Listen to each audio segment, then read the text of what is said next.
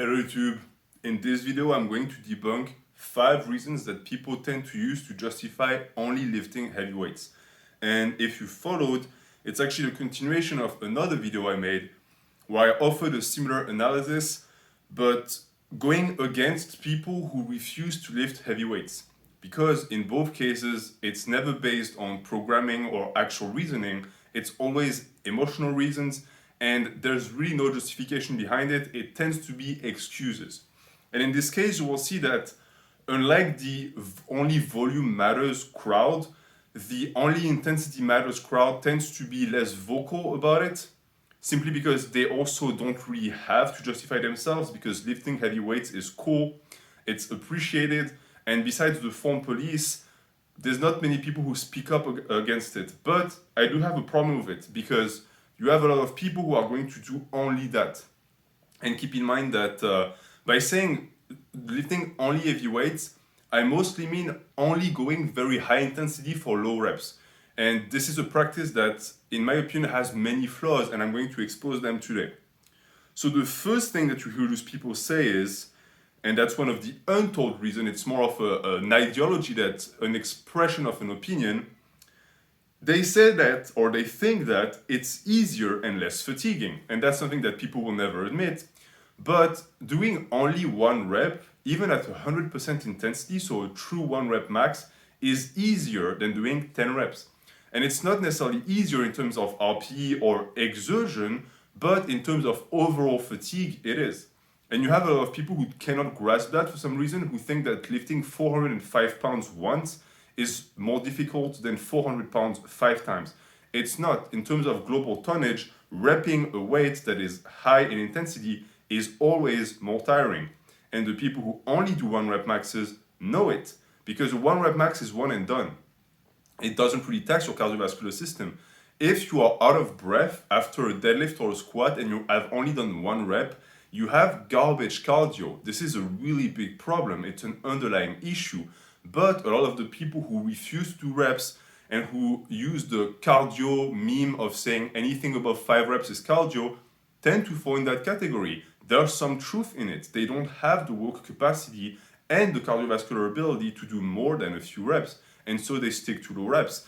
But the issue with that is it reinforces their weak point, because they never get to practice high reps, they never get to actually get their hearts and lungs to work, and therefore they just stagnate.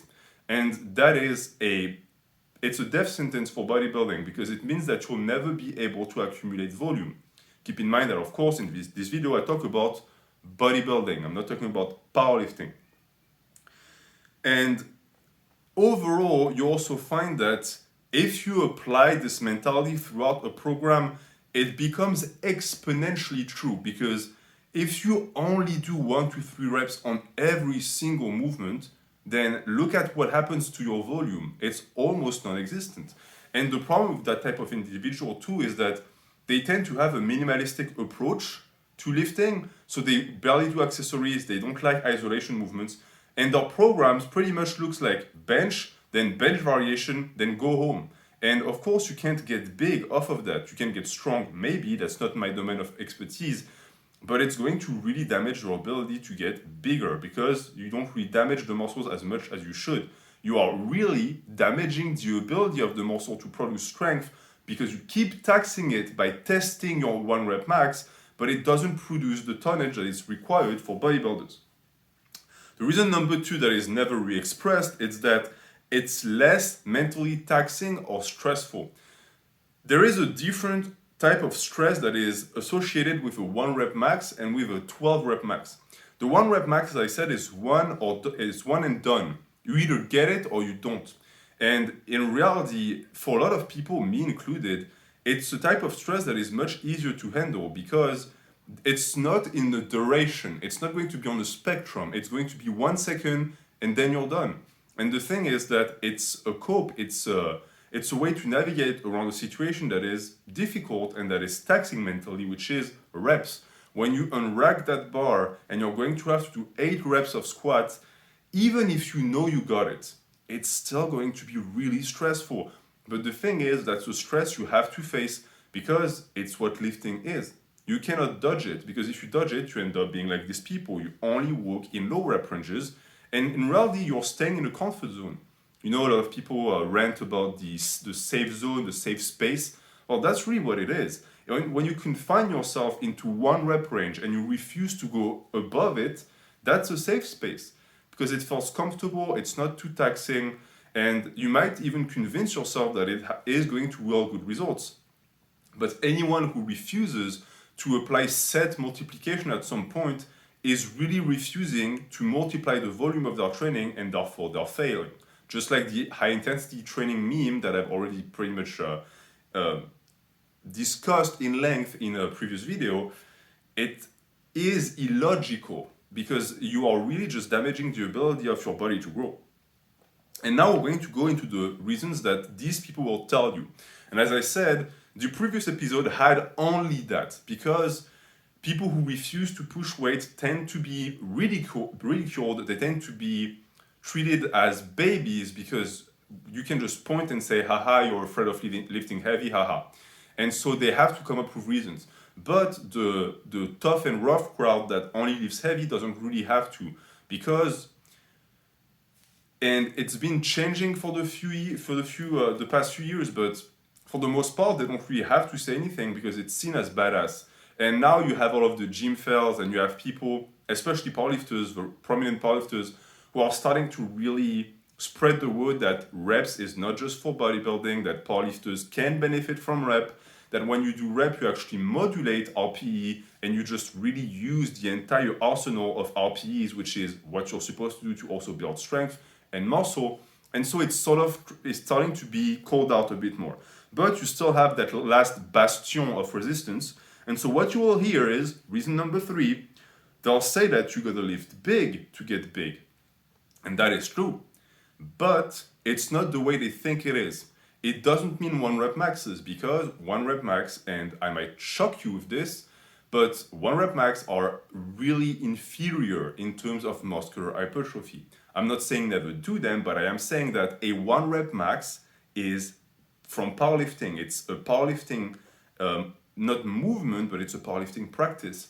Because in reality, it's either learning how to do a 1 rep max or peaking so that you can really know what attempts you're going to take in that meet. And that is only for powerlifting. Bodybuilders have no use for that. You can do them if you want to test your strength, but, and that's again something people don't grasp, bodybuilding is focused 100% on building strength because it builds tonnage and it builds muscle. We're not supposed to test our strength. You can if it's fun for you, but don't try and pass it on as something that is beneficial for hypertrophy, because it really isn't. It's the opposite. It's counterproductive. And the funny thing too is that lifting big and lifting heavy in reality is also dependent on the amount of reps you do. Because as I said, you can lift heavy with 15 reps. You can lift heavy with 5 reps, with 8 reps, etc. And when you look at what tonnage is, the more tonnage you get in relevant intensity windows, the better. So the less reps you do, the worse. And since you really want to push low reps, to push progression and eventually push the higher rep ranges, you might tell me, well, in that case, one rep maxes will work, right? Well, no, because again, and that's my opinion, and you can disagree because I'm not 100% on that, but I've always found that 1 rep maxes don't build strength. They really only test it. 2 rep maxes, 3 rep maxes, with 1 rep max, one rep in the tank, yeah, maybe, but 1 rep max, no. In my opinion, it's just a waste of time. And these people follow up by justifying their ideology and mindset of you gotta lift big to get big by saying strength equals size. And that is, across the board, untrue. Meaning that you cannot look at someone and know if they're strong or not based on their size. It's not possible. You can assess their leverages, but the sheer bulk of the body doesn't make the strength. Overall, you still have to go by it case by case. And the issue is that this is also a justification that people use to bulk up to insane body fats, which those people are supposed to be bodybuilders, by the way, who justify it by saying that they are building their strength by doing so. But that's not the point of bodybuilding. It's the opposite way around. The strength you gain is going to build the mass. If you start only focusing on the strength, you are completely missing the point. And the same people are going to tell you that if you don't if you don't apply the principles of heavy lifting the way they do it, which is very low reps and low volume, you're sacrificing progression. And they're not wrong, but again, they're focusing on progression. Progression is something we desire because it builds tonnage. We don't desire progression for the sake of progression. And that's a video that I will make because I get the sense that it's not fully understood. If you progress in strength, but you always stay within low rep ranges, in reality, the strength progression that you are undertaking is not going to relate to much muscle growth in the long term. Someone who progresses less in strength, but who focuses more on high rep ranges will get bigger than you. You'll be stronger than him, but he'll be bigger than you. And that's something to keep in mind. This is why I insist on tonnage, because tonnage accumulation will not misguide you. If you focus on it within relevant intensity windows, it will get you big. So that's the entire strength equals size thing that has been debunked a million times and yet is still present because it's used as an excuse again. After that, and that's the last point, and then I'm going to be leaving you with that, is form breakdown doesn't matter. Because you quickly find out that people who tend to grind in very intensity rep ranges tend to have form breakdowns out of the wazoo because they want to push progression. And that's also the issue is when your only weapon is low rep range, what happens when you start stalling?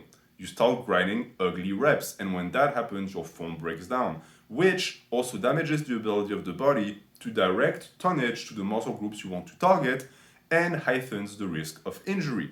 And so these people really tend to be ticking time bombs who are in a circle of lifting too heavy, getting injured, rehabbing with baby weights, and then they convince themselves that they did volume, and then they do the heavy thing again, they get snapped up, etc. And these are the same people that one day wake up, look around and think, okay, I'm strong, but I'm small. What happened? Well, what happened is you didn't know how to train. You took a path that is really powerlifting centric and not even the good kind. And that's my big issue too, is we have seen, and it's something I've noticed on YouTube Fitness, the rise of what I would call the new powerlifter. It's NU, I don't know how to pronounce that, like the new male. And these people are not powerlifters because they don't compete and they don't really train abiding by powerlifting standards or principles. They don't use RPE, they don't use accessories, they never do reps. But they're not bodybuilders either. They're sort of a weird creature in between that was created by the powerlifting boom on YouTube Fitness. These are people who came in wanting to get aesthetic, they got sucked in by the powerlifting channels who were really popular, and they sort of took the worst of both worlds, and now they're just a golem of the absurdity that can arise when you don't know how to program. And that golem who tends to not really be able to express its ideas very well will keep repeating things like these. And therefore, they also try and justify their ideas, and you find that across the board, a person who is not able to argument and is not able to explain why they believe in one thing will just use ad hominems, or they will just use preconceived sentences that they can't really justify because they don't really know where it's coming from because they got it from someone else. And so that fits the three that I just gave you, which is you gotta lift big to get big, strength equals size, and form breakdown doesn't matter. Because these three things are false, or at least they are false the way these people apply them. So that is going to be that for this video where I debunked, quote unquote, 5 things that people who only lift heavy weights say. It is absolutely necessary that you sometimes lower the weight and do more reps.